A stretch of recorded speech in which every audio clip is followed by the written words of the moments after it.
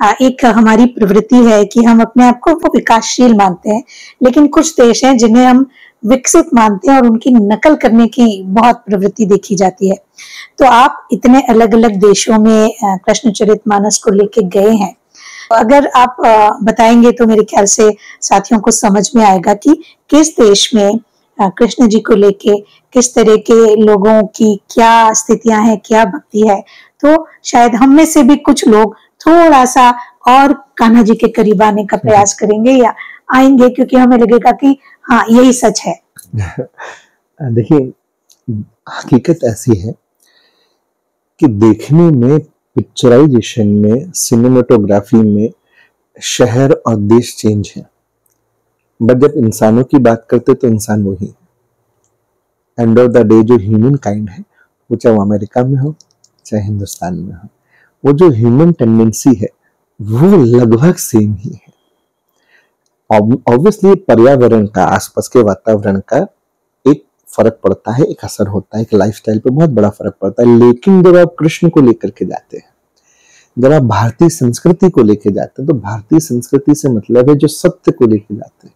जब आप सनातन को लेकर के जाते हैं तो सत्य दुनिया के हर भाषा में हर कोई सुनना पसंद करता है, क्योंकि सत्य जो सच है, जो ट्रुथ है, वो हर किसी को पसंद आएगा, क्योंकि आत्मा तो वही है ना। अमेरिकन हो चाहे इंडियन हो, क्या फर्क पड़ता है? आत्मा का अंश तो ईश्वर का ही है ना, ईश्वर का ही अंश है। यहाँ आकर के वो सिनेमेटोग्राफिकली या जियोग्राफिकली लग रहा है कि वो उस जगह रह रहा है। जब आप उससे अच्छी बात करेंगे, जब आप किसी से भी प्रेम से बढ़िया अच्छी बातें, प्रोग्रेस होने की, प्रोडक्टिव बात करेंगे, तो हर किसी को अच्छा लगेगा। जब आप बात करने के स्तर पे आते हैं तो 2 मिनट के बाद ये नहीं ध्यान रहता है कि सामने वाला भारतीय है कि अमेरिकन है कि फ्रेंच है या जर्मन है या किस देश का है, किस धर्म का है।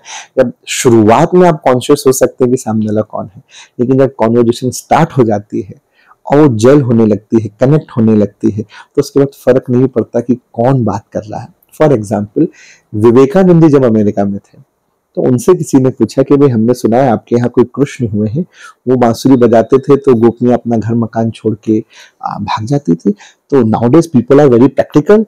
सो उसने पूछा कैसे possible, how can this possible, कि मतलब किसी ने बांसुरी बजाई है और आदमी काम कैसे, आज कैसे मैं ऑफिस छोड़ करके किसी की फ्लूट सुनने, हाँ मैं टिकट खरीद के जा सकता हूँ, ठीक है, मैं मैनेज कर सकता हूँ कि भाई आज मुझे हाफ डे लेना है क्योंकि कोई बहुत अच्छा म्यूजिशियन आ रहा है, उसका मुझे शो या इवेंट देखना है, मैं टिकट परचेज करके जा सकता हूँ।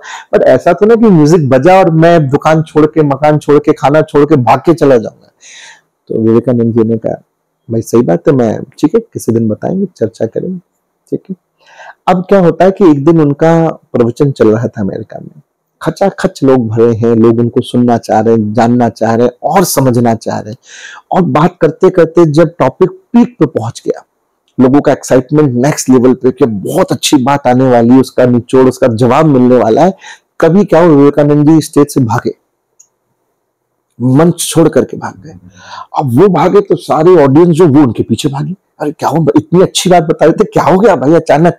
और वो वहां से भाग के सामने बीच था, सड़क क्रॉस करके बीच पे गए नंगे पर, वहां जाके खड़े हो गए।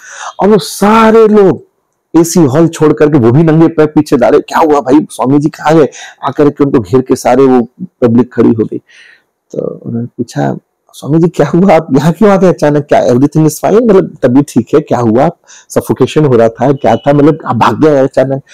तो बोले मैं तो चलो ठीक है जो भी, तुम क्यों भागे, वो भी नंगे पैर, तुम तो बिना ड्राइवर के गाड़ी के 4 कदम चलते नहीं हो और फिर बहुत सोफिस्टिकेटेड एंड ऑल, आप नंगे पैर यहाँ कैसे। बोले साहब आप इतनी कमाल की बात बता रहे थे, हम लोगों का एक्साइटमेंट था, हम जानना चाहते थे आगे क्या हुआ है, इसका जवाब क्या है, कंक्लूजन क्या है, और आप बिना बताए भागे तो हमको रहा नहीं गया।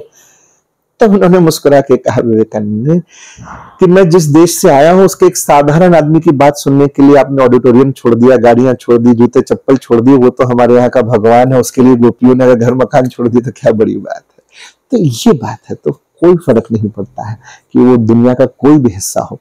जब आप कनेक्ट करते हैं तो आप as a human being connect करते हैं, एज अ जीव कनेक्ट करते हैं, सत्य से कनेक्ट करते हैं, तो हर जगह हमने तो यही देखा कि जब कृष्ण की बात हुई, जब कृष्ण की संदेशों की बात हुई, जब सत्य, प्रेम और मुस्कुराहट की, आनंद की बात हुई, तो किसी भी भाषा का व्यक्ति क्यों ना, एक छोटा बच्चा हो या एक बूढ़ा व्यक्ति हो, उसने वैसे ही कनेक्ट किया। ऐसा लगा ही नहीं कि अमेरिका में बैठे, ऐसा लगा ही नहीं कि लंदन में या फिर जर्मनी में कहीं बैठे, ऐसा लगा कि वृंदावन की ही किसी गली में बैठे हुए श्री कृष्ण की ही गोद में वो बात सुन रहे हैं।